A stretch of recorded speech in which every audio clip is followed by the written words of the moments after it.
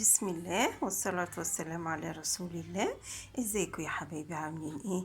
معكم عمر، الطبخ والأعمال اليدوية. بعد غياب طويل حبيت أطل عليكم كده واجيلكم بحاجة بسيطة، حاجة تحفزني كده ان اشتغل. انا كنت محبطة جدا وبقالي فترة مش بعمل اي فيديوهات، فحابة النهاردة كده نعمل حاجة بسيطة مع بعض، لعل وعسى ان شاء الله. جر رجل ان شاء الله. بإذن الله كده معانا الطماطم المخللة، وهي حاجة بسيطة جدا، بس في قيمتها هي حاجة كبيرة، الناس كلها بتعشقها وبتحبها، وهي سهلة جدا وغير مكلفة وبسيطة. ومعانا المقادير، معانا طماطم، معانا توم، معانا خل، معانا بقدونس، معانا ملح وكمون وفلفل، فلفل اخضر بقى، فلفل احمامي بارد، اللي انت تحبيه لو متحبوش ونشوف بقى هنعمل ايه يا حبايبي. هناخد الثوم وهناخد الفلفل وندقهم في الهون، ونرجع بقى ونشوف هنعمل ايه مع بعض. والوقت بعد ما دقينا الثوم والفلفل هنحط عليهم الملح والكمون،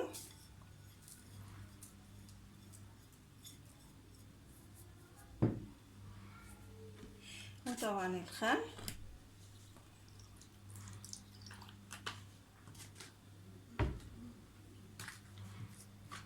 وعندي شوية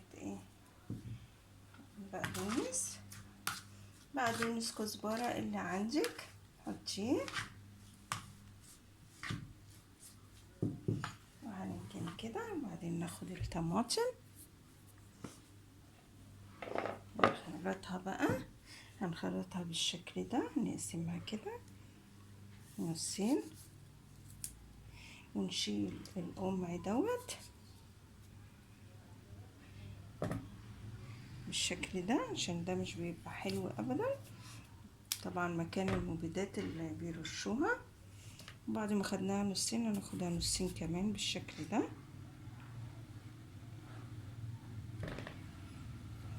يعني الطماطمايه هناخدها على 4.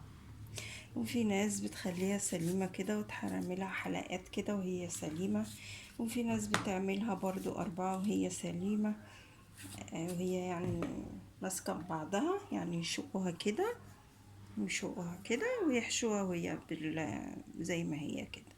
فايه اللي بترتاحي فيه اعمليه،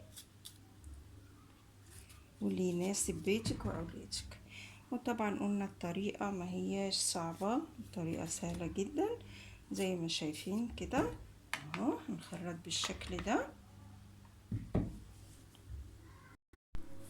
دلوقتي بعد ما خلطناها بالشكل ده هنضيف بقى الثوم والخلطة اللي عاملينها،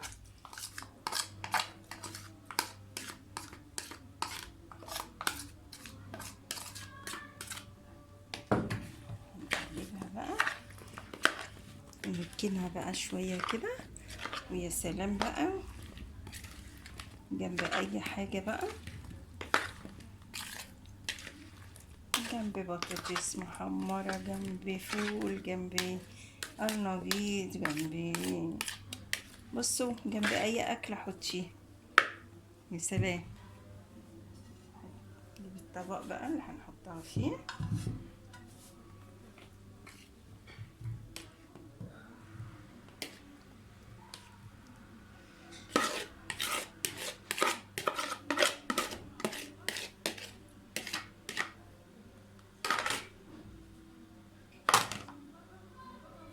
زي ما شايفين كده الجمال ده. ايه رأيكم؟ وانا عجبكم بقى لايك وشير وتفعيل الجرس عشان يوصلكوا كل جديد. والسلام عليكم ورحمة الله وبركاته.